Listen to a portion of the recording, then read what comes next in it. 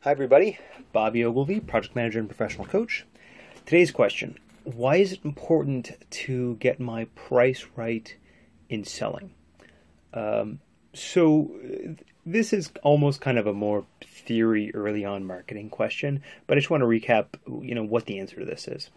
So one issue, one rut you can sometimes get in with selling, particularly selling a service, is you don't have enough clients, and so you think, if I lower my price point, I can get more clients. That may be true, and the theory that would basically be based off of is elasticity and the notion of hidden markets, right? If it's kind of a supply demand curve stuff, right?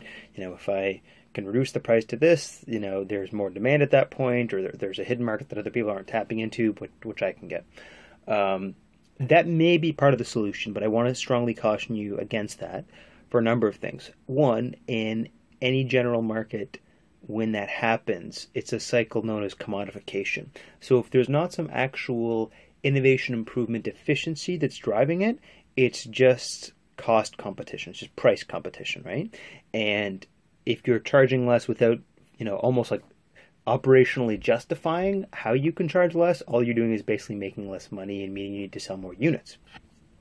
So that's why that is bad. And on a personal level, that manifests as like, oh, I'm charging, 50% less, and now I need twice as many clients to make the same amount of money, which not just means twice as many clients, I need to work twice as hard.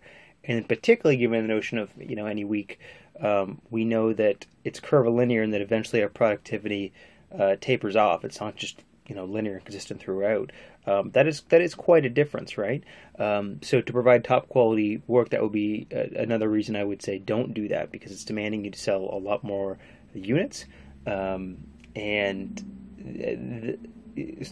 you could think of that as not just like how much do I want to make per hour, but given all the effort it takes to find and just to find and have these clients, but then actually deliver value to these clients, how much is that really costing you? Or what is more broadly, you could frame it as, what is your time or lifestyle worth? I'm less concerned with the lifestyle question, because that can be a bit more entitled and expectatious, but it's trying to figure out what's the true value of your work, and as a freelancer, not get stuck in an hourly grind. Now, does that mean that your price should always be higher? Maybe. I would say one of the main things is try to figure out the thing that is delivering the most value to your client, and then come up with options based on that. One way of thinking with things which I like to use is that you want 3 different size tiers, right? You want the one in the middle, which is the one you're going to sell most commonly. So if you think of kind of a low, medium, and high price, so this is kind of reverse engineering things by price point. You want to be able to most commonly sell whatever the middle-sized price tier is, right? On the low price tier, you want to make that price accessible enough that you can get people early into your market. As long as you're not losing money on them, that's fine. But you want to make sure there's enough of a difference in value between the low and the medium tier that people just don't see. They don't see the medium tier as just an expensive version of the low tier, right? So you need to almost weaken the low tier enough that you're having contact with these people, but you are really holding back a lot of the good stuff, or you again, from a kind of efficiency standpoint, you don't lose money by taking them on, but you probably don't gain a whole lot, though. The point of the kind of low price, low package clients is to probably move them to better services, or in some way they're obviously deprioritized. You want to have most of the clients in the middle, which is the right fit in terms of the most common issues you deal with. It's a good trade-off on both ends in terms of time, effort, and value that you're both getting out of it. And then on the high end of things, it could be about what is that added thing for a high contract client. That those can also kind of structure elements where it starts to come into consulting. One of the gaps of consulting in any field, whether it's engineering or consulting, or like engineering or management or coaching, all sorts of different flavors, right?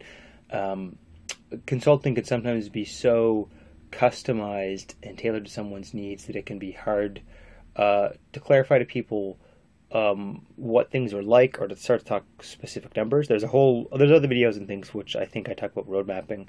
We can deal more with that later. But on your high-end ones, you almost want to make structured, or I should say, the way I approach it is trying to make structured packages, where it's kind of like a pre-baked consulting thing for this or that type of need. And as long as you can clarify the so if you think of in these low and medium packages, there's a clear kind of in and out. You pay X and you get Y out of it, right? You get Y basket of services, Y basket of value out of it. That's what you're trying to do in these more high end, the full heavy kind of contracts as well, just geared towards bigger organizational or business problems, right? And it helps add crunch on that, as opposed to having to charge a whole lot more per contract and kind of like, reinvent the wheel each time, right? Once you know what the common problems in your market you're dealing with are, this is like Pareto rule kind of stuff. What 20%, of the options will cover 80% of the demand, 80% of the actual, statistically demand or clients, opportunities coming in. And so it's not to say that you can't customize other stuff on top of that, but that's added labor and effort, added implementation, added kind of planning effort. And so that's where you want the kind of bigger, heavy contracts to be. They're these pre-baked solutions for different, more organizational level problems. They have more margin to them. There's more crunchy output. It can seem a little gold-plated, but part of your job is to show why ultimately this delivers better long-term value, and this can solve more heavy-duty problems, right? If there's not enough sense of the different values of these price points, the price is just going to slide downwards, and this is kind of a market trend that's around commodification, right? So you want to make sure there's enough value at these levels that people want to do it. Something I was recently reminded of is, people will pay for online courses now, and they will pay quite a bit more for online courses than they would just say a book or an ebook. Why? Because we know, and in some sense, the more we live in this kind of digital information pluralistic age, the more we know that, like, listen, it's not that hard to access raw knowledge or the various things you can find online, or like find books. The real much harder thing, or much more effortful, more useful thing, is to learn, to get practice, to deal with an expert, and that's what you get out of an online course, right? And so yes, it would be very possible that someone would only pay $50 for the text of some subject, but they would pay $500 or $1,000 for a course that teaches them that, right? And as much as that might be stunning at first, why would someone pay 10 or 20 times as much for the course?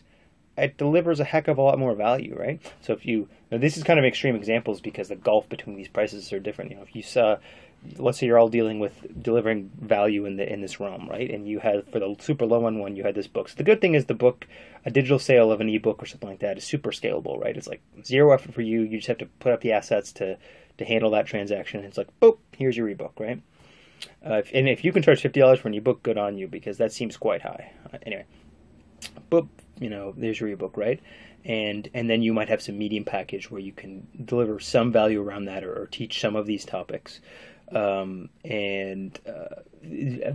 would you make that high-end one? Maybe something more business-related, where you're training a bunch of people at once. You're dealing with more specific problems of theirs. It could be that there are aspects that you deal with at the medium level, which might be generic masterminds, where no one knows anyone else. They can learn from each other, but they're all kind of one-offs. Where at this organizational level, you can customize more content to say, well, listen, we know these 5 or 10 or 20 people are all from the same organization.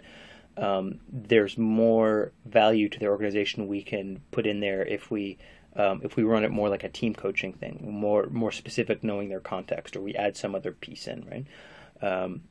That starts to get a bit different, and then we're not just talking about the cost per person, but the cost for a bunch of people. So that there is kind of more intricate business case stuff to happen there. Anyway, there's no hard and fast about how this works. Marketing is all about finding ways to deliver value for people. And then on your end, it's about finding effective ways to market your skills and services and how you help people. So it should be doing that. So just to recap, you want enough distinct price points of your low, medium, and high packages, low, medium, and high prices, that people are seeing, one, they're willing to pay these, but two, they're seeing distinct jumps in value in each of these. From your end, you want to make sure you can at least keep the lights on with the low end, or that the low end is so scalable and zero effort that it really doesn't take anything from you, and the medium and higher ends are significantly meaningful. And I would recommend that on the high-end ones, you almost have pre-baked consulting solutions that are part of that. You know, bigger themes, bigger issues that can be tackled. They're going to deliver a bit more long-term value. And the other big no-no is, just because you haven't figured out how to do sales and marketing yet, don't think that reducing your price is the solution, particularly because it's not going to magically get you the amount of sales you want, but two, it increases the amount of effort and demand required to deliver these services. So it tends to actually be moving in the wrong direction. In fact, for the average person selling, I would say just the opposite. They should be charging more, be qualifying more about who is and is not in their target market, and you would prefer to have these few well-paying high-end clients as opposed to a whole basket of cheap or not so engaged clients. But anyway, that's another thing. So I hope you guys found this informative about pricing strategies and the different packages that relate to them, and you could put some of this to work for you guys. Again, I'm Bobby Ogilvy, Project Manager and Professional Coach. We will talk to you again soon.